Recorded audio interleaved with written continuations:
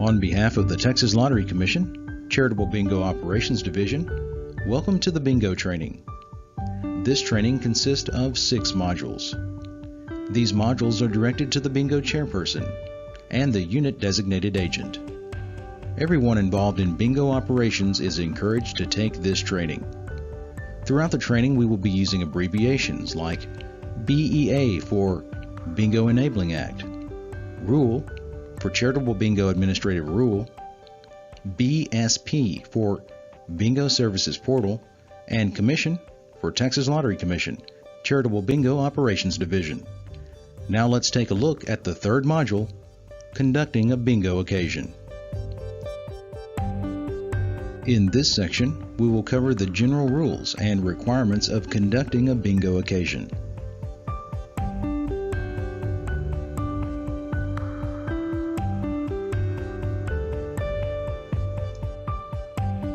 The term bingo occasion refers to the conduct of bingo games within the specified license times, printed on the license. Bingo paper and electronic cards for a bingo occasion may be sold at the licensed premises before the bingo occasion begins. But it is important to note that Rule 402.201 specifies that the operator on duty must be physically present at the bingo premises before any bingo paper and electronics can be sold, or before the occasion can begin. Once the license time starts, pull tabs can be sold.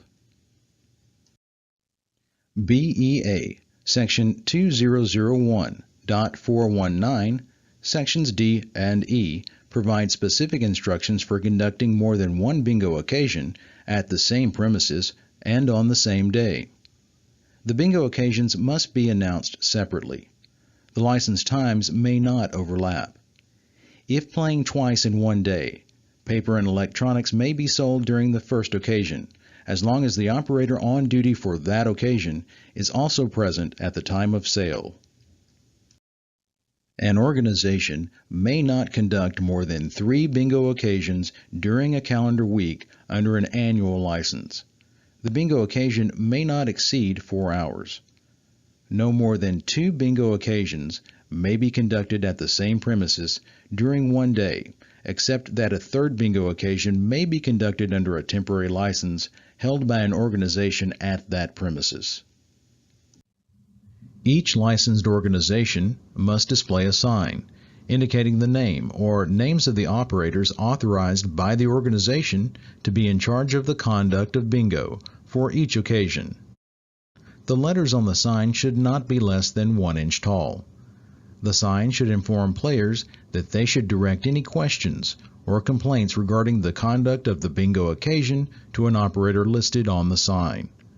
The sign should also state that if the player is not satisfied with the response given by the operator, that they have the right to contact the Commission in order to file a formal complaint.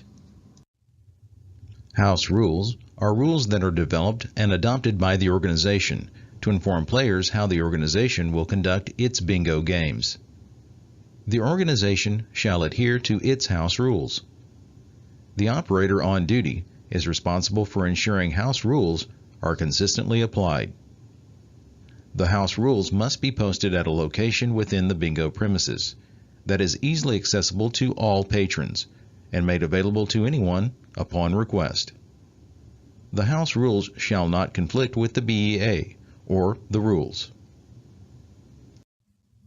Some suggestions for your house rules include the following: the definition of a valid bingo, the process the organization follows to determine the winner of a bingo game, the process the organization follows to handle multiple winners of a single bingo game, maximum prize limits allowable by law, the consequences for unacceptable behavior such as profanity, smoking in a non-designated area, or other disruptive activity, the minimum purchase required, if any, a you must be present to win rule, age limits for persons allowed in the hall if applicable, a contingency plan established for inclement weather, power outages, equipment failure, and other emergencies. Before you hire a worker, have them complete the Texas application for registry of approved bingo workers form available on our website or the BSP. Workers must be listed on the registry in order to work for an organization in the state of Texas. The organization should be aware that no person may play bingo if they are conducting or assisting in the conduct of the bingo occasion. This does not include non-bingo employees, such as snack bar workers or janitorial staff. Please keep in mind that no person under the age of 18 may conduct or assist in the conduct of a bingo occasion. Prize limits for regular bingo are $2,500, total prizes for each occasion, and $750 for a single game.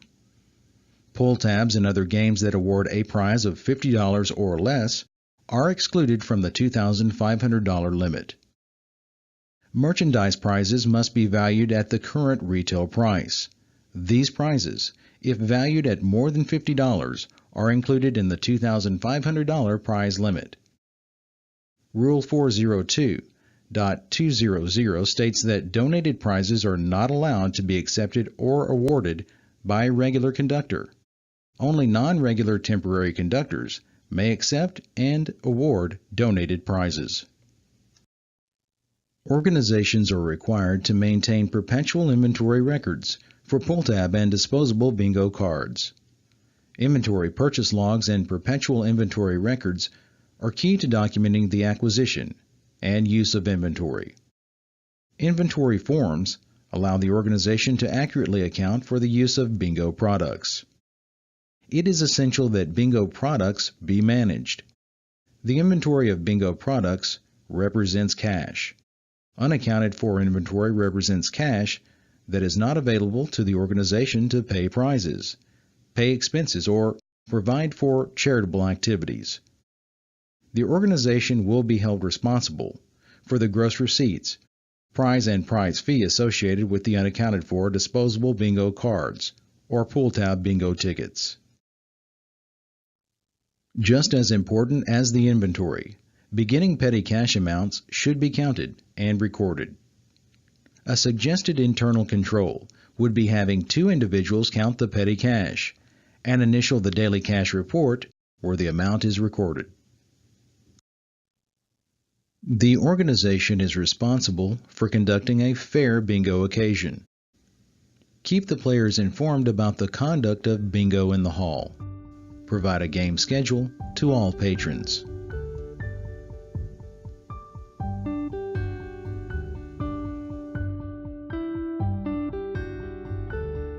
If there are any changes to the schedule, announce the changes prior to the first game of the bingo occasion, and check that the bingo equipment is working properly. The winning card must be verified at the time the winner is determined and prior to the prize or prizes being awarded, in order to ensure that the numbers on the card in fact have been drawn from the receptacle. This verification shall be done either in the immediate presence of one or more players at a table or location other than the winners, or displayed on a TV monitor visible by all of the players, or by an electronic verifier system visible by all of the players. A winning paper card, or an electronic representation of the card for each game, shall also be posted on the licensed premises, where it may be viewed until at least 30 minutes after the completion of the last bingo game of that organization's occasion.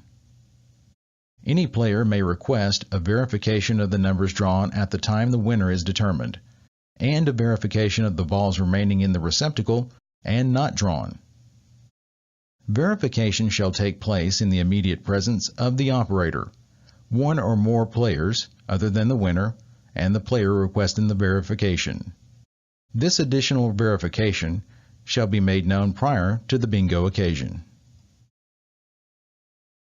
When bingo games have been completed, the accounting portion begins. Sales, prizes, inventory, cash, gift certificates, and debit card transactions must all be accounted for. Maintain other supporting documentation, such as cash register tapes and point-of-sale reports along with other documents related to the occasion. In all businesses, internal controls are implemented to safeguard assets, which in bingo would include inventory and cash.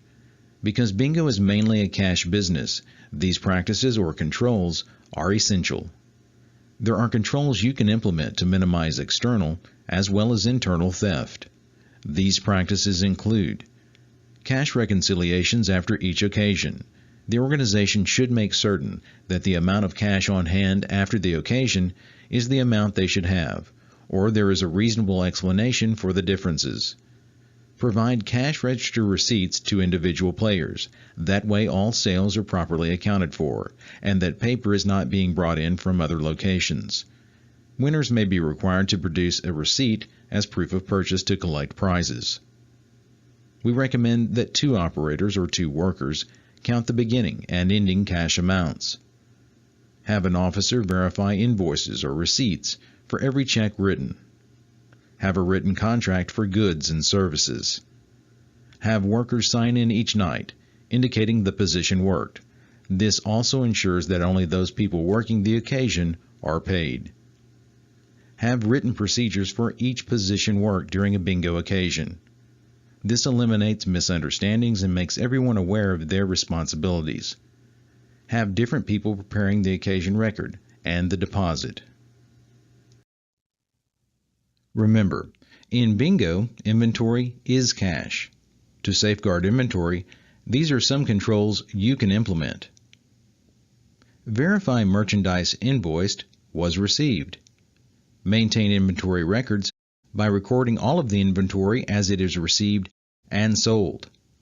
Take the information from the purchase log when it is received and record it on a perpetual inventory sheet. As each inventory item is sold, update the perpetual inventory. Conduct frequent physical inventory counts and investigate any differences between the physical count and the perpetual inventory. Keep all inventory in a secure place with limited access. Allow only 1 or 2 people access to the inventory area. Separate the duties of workers.